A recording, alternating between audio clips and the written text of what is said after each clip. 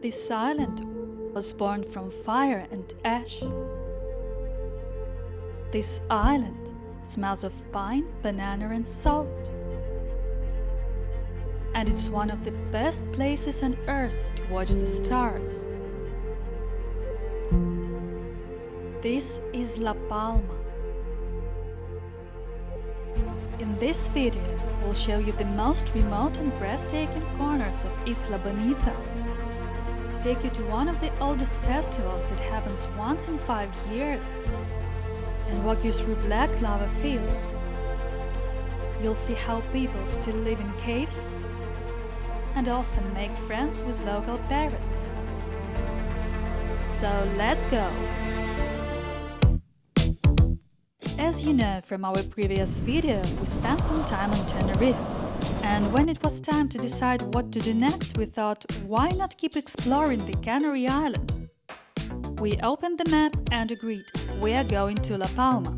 There are 2 ways to get there from Tenerife, by ferry or by plane. We were surprised to learn that the ferry isn't really cheaper, unless you're a Canary Island resident. Still, we went for it mostly because we never tried it before. So 2 hours later, and after half the cabin locked their breakfast into paper bags, we finally arrived.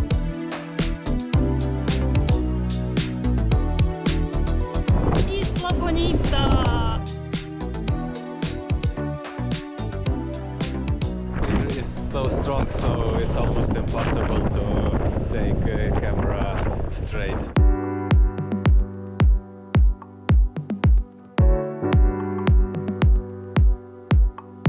If you ever decide to visit Isla Bonita, you need to travel by plane. Keep in mind though that there are very few direct flights. Most of the time you'll have to fly through Gran Canaria or Tenerife North. The Santa Cruz de la Palma airport itself is modern and quite special. It was built right to the ocean, on a narrow strip of land reclaimed from the coast. Because of that, construction was tricky. Strong winds and ocean humidity made it one of the most challenging airports in the Canary Islands to build.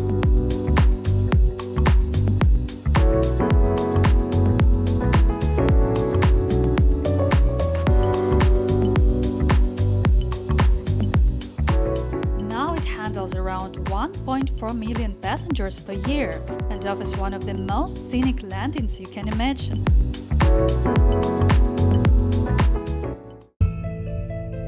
Sadly, it's not the airport and not even the incredible landscapes that made this island known around the world.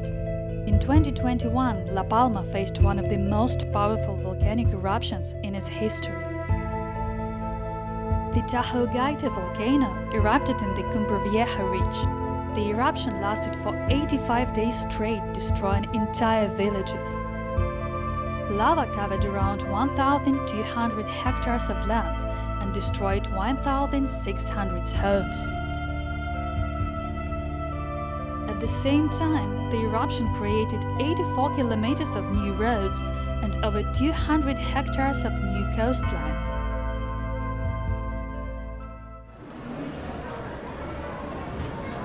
But let's get back to our adventure. We stayed in a nice apartment on the outskirts of the capital, Santa Cruz. Hello there! Welcome to our new home.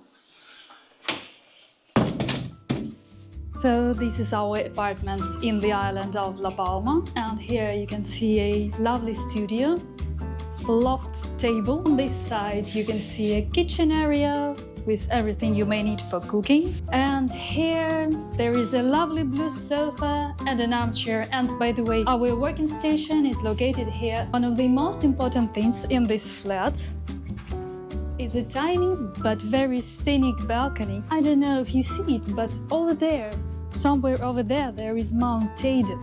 And now it's time to check the room.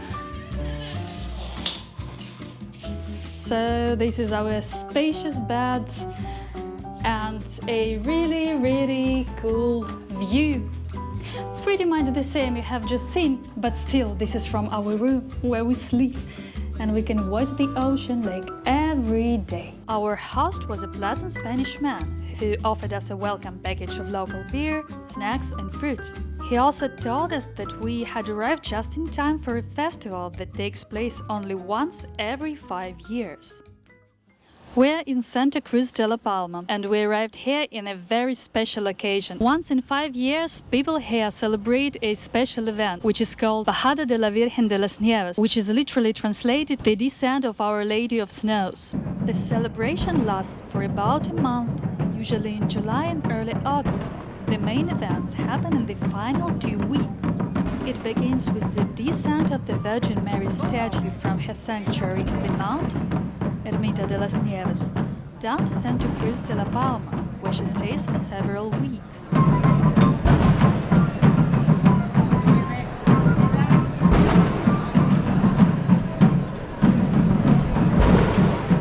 During this time, people of La Palma celebrate loudly, and everybody is so happy because there are numerous events happen during this time.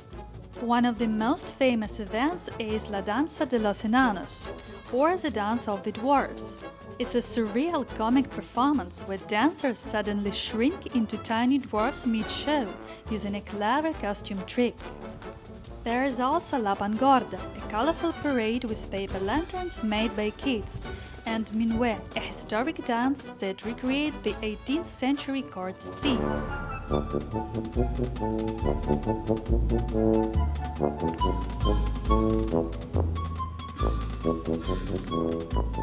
What we really loved about the festival was that people of all ages participated, from youngsters to the elderly. Everyone was deeply involved, rehearsing their part, preparing costumes, and treating every detail with care. And it did not feel like an event for visitors, but a living tradition that truly belongs to the island. And if you want to know why we're showing you canons, you need to know that they shoot every morning and evening at 7 o'clock. So good morning, guys!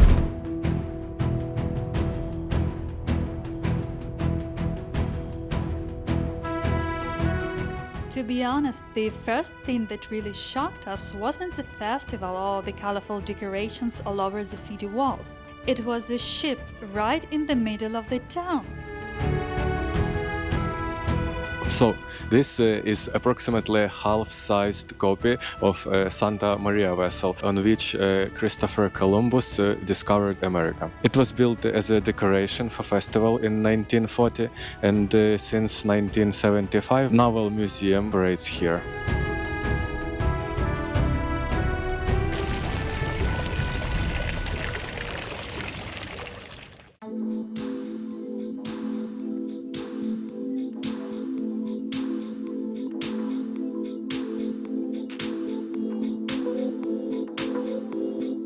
Speaking about the city of Santa Cruz de la Palma itself, it's a real treasure chest for everything you may want.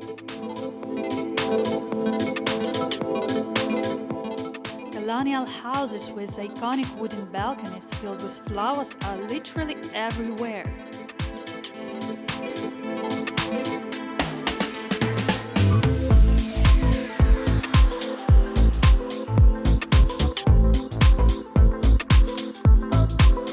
Coastline covered with black volcanic sand, come and have a swim whenever you want.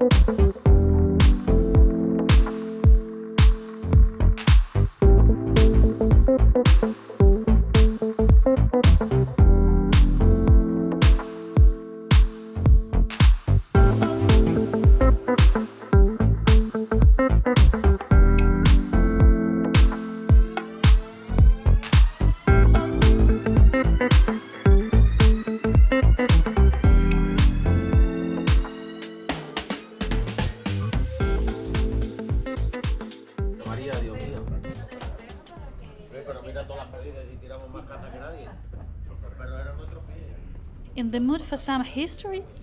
Head over to Santa Catalina Castle, a fortress that once protected the city from pirates.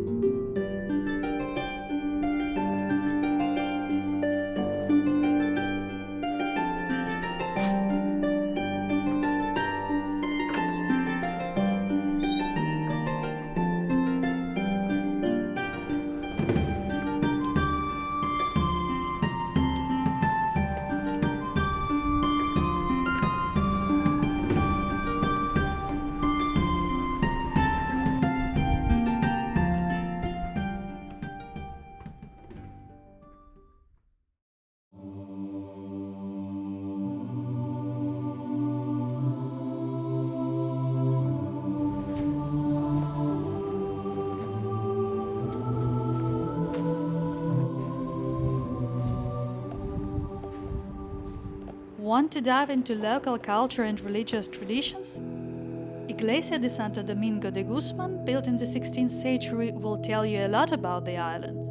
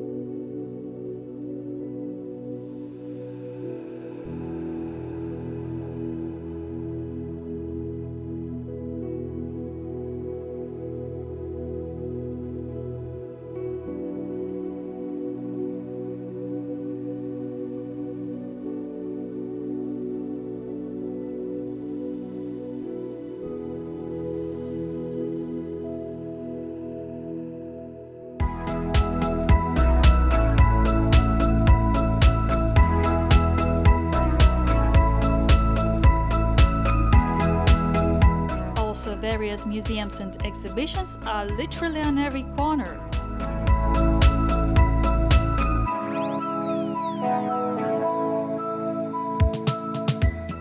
And even the one dedicated entirely to classic cars is there.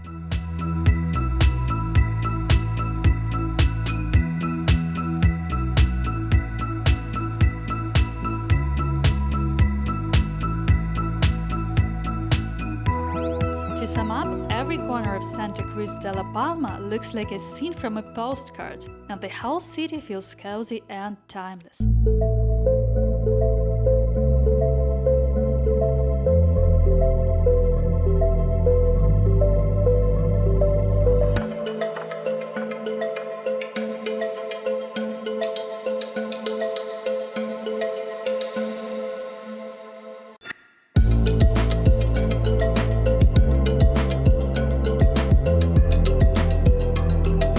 What about the beaches, hikes and various kinds of tourist attractions, you might ask? Well, there are plenty of them, from black sand beaches to volcanic trails and mountain viewpoints, but you'll definitely need a car to reach most of them.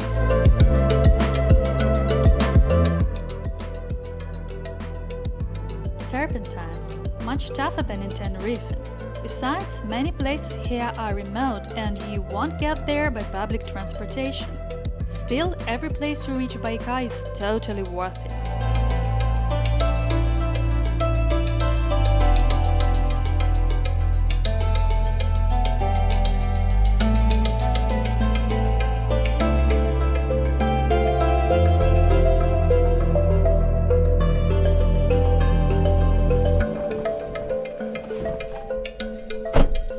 How do you like your new car? I like it a lot by first glance, but I need some more time and some more kilometers to make my decision. Okay, let's make some more kilometers.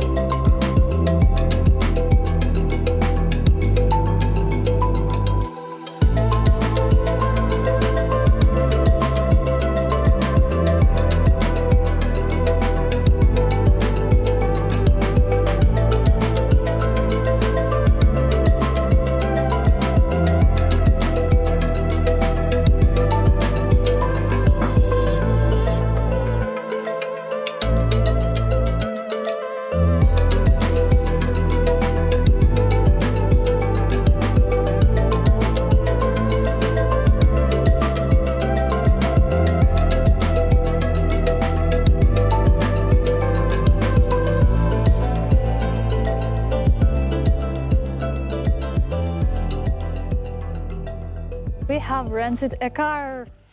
There it is.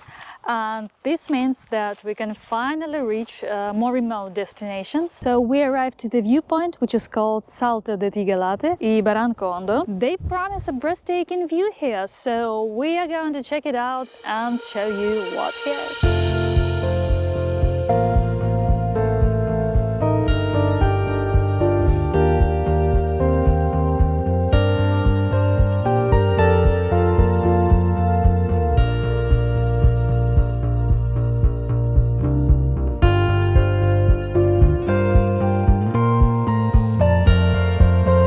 We're taking the right one. The problem is it is not an official trail. It is not marked anyhow. It just has a one single spot on Google Maps.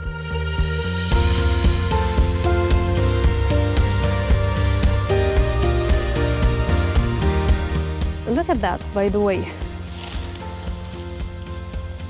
This was actually magma that flowed here from the volcano.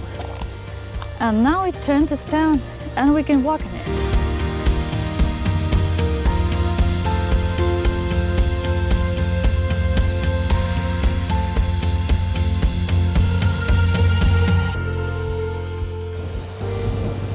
Well, the road is pretty steep.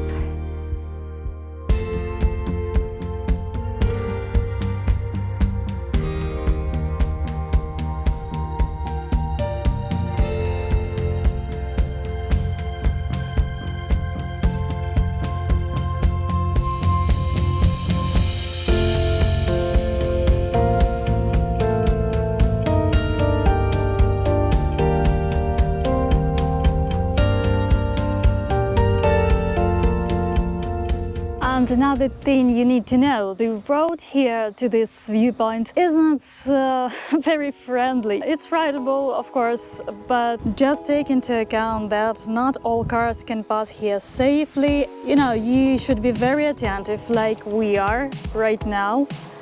Because, yeah, our car isn't a crossover or something. That's why I'm helping Paul to, you know, take the right direction. Yeah. Oh, he's good.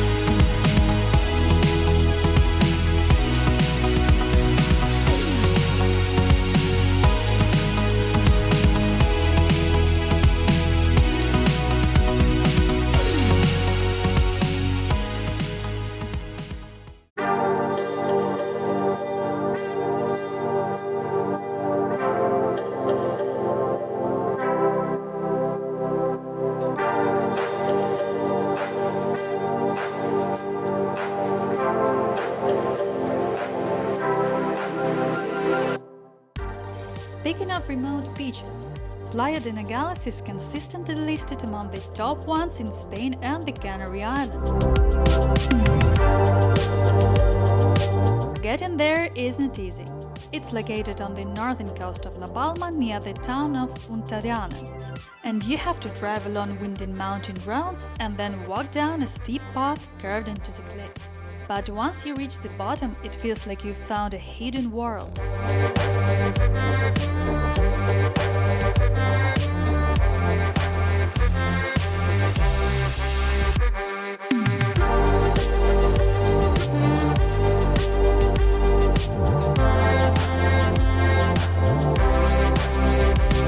It's a wild stretch of black volcanic sand framed by towering green cliffs. One of those beaches that looks straight out of a movie. Note that there is no any infrastructure here, just a small surf rental cabin for those who love wild waves and raw nature. It's not a place for beach bars or crowds, but for people who enjoy the sound of the ocean and the feeling of being completely away from it all.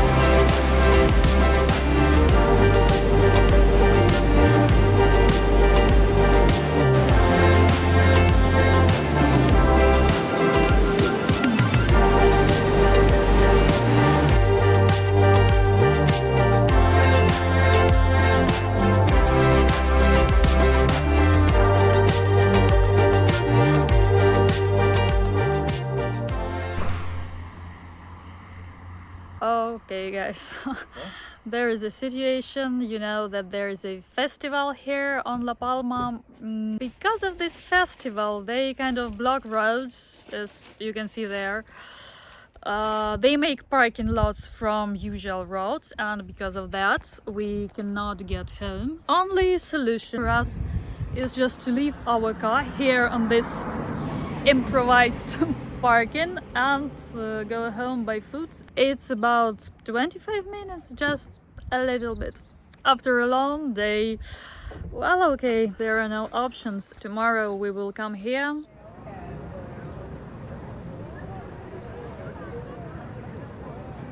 Okay, so the hardest part is done.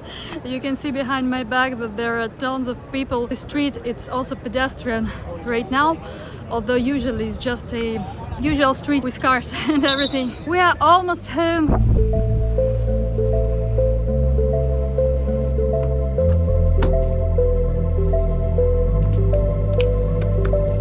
After touching this solidified lava with our hands, we couldn't help ourselves but wondered what the place of the eruption looks like up close. So we went on a hike around Tajogaite, hoping to reach the crater.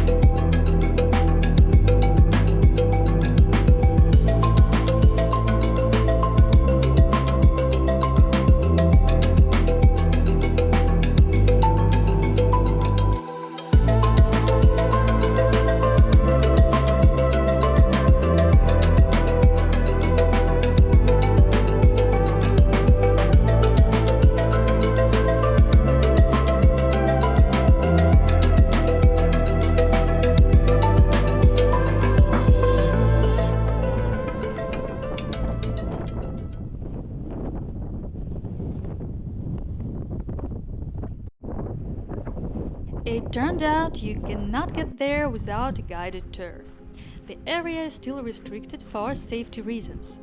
However, you can still have amazing time hiking across the black volcanic landscape.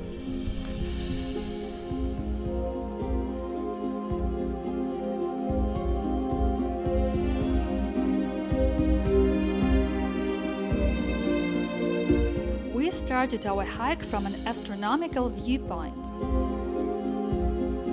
Forests there are still covered in ashes, blocking any greenery from growing, and the air carries that faint smell of minerals and ash.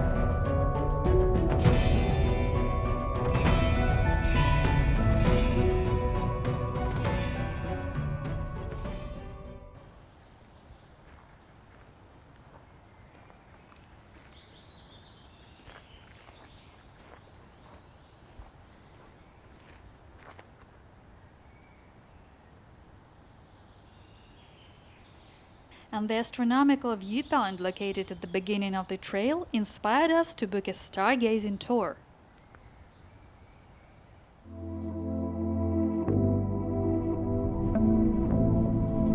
La Palma is one of the best places on the planet to observe the night sky. Entire island is a starlight reserve, which means it's protected from light pollution by law.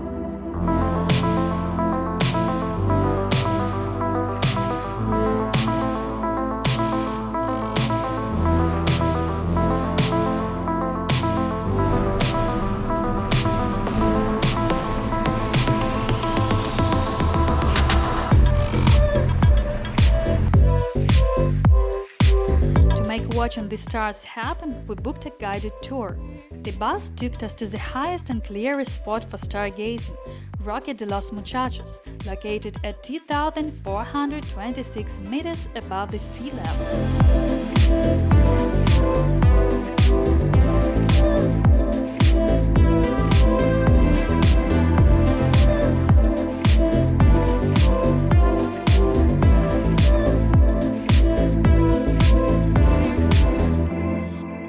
Had a short hike near the peak and stayed for a while to meet the sunset. And when the darkness finally covered the island, we headed out to our stargazing point.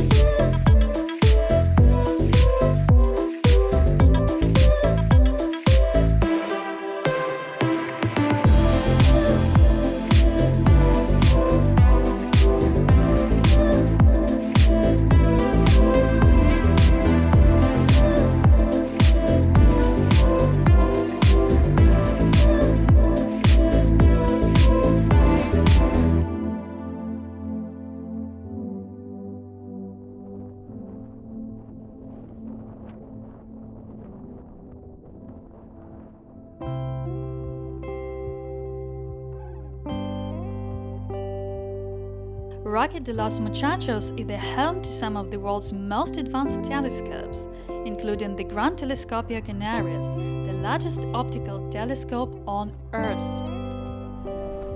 Our guides prepared the equipment and started showing us stars and constellations that exist in our solar system. Seeing the sky was unforgettable. Unfortunately, our gear won't allow us to film the night sky, but we got a couple of photos from our stargazing guides.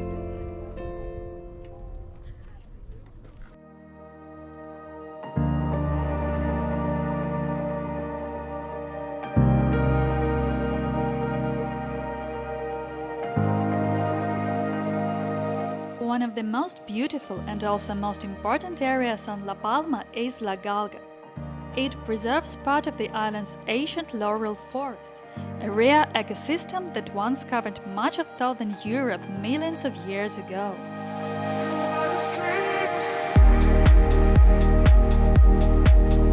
We're in the National Park of La Galga, where you can find relict forests, and we're going to hike to Cubo de la Galga. The hike itself takes about 2 hours one side, 2 hours the other side. Not that much, but definitely great and scenic.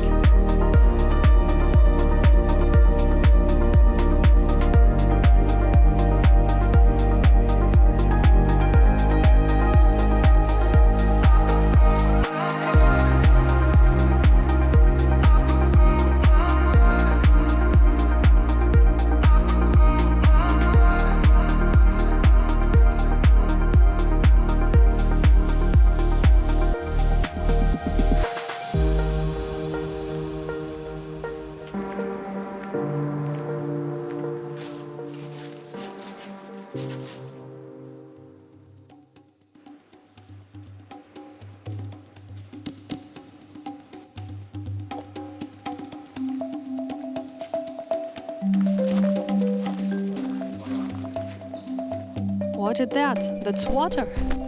I suppose it condensates from clouds and then fall to the ground from the leaves of the trees and then goes here. And I think I can try. But first I have to catch it.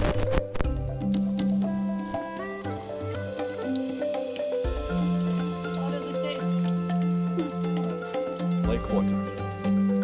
Tastes like water.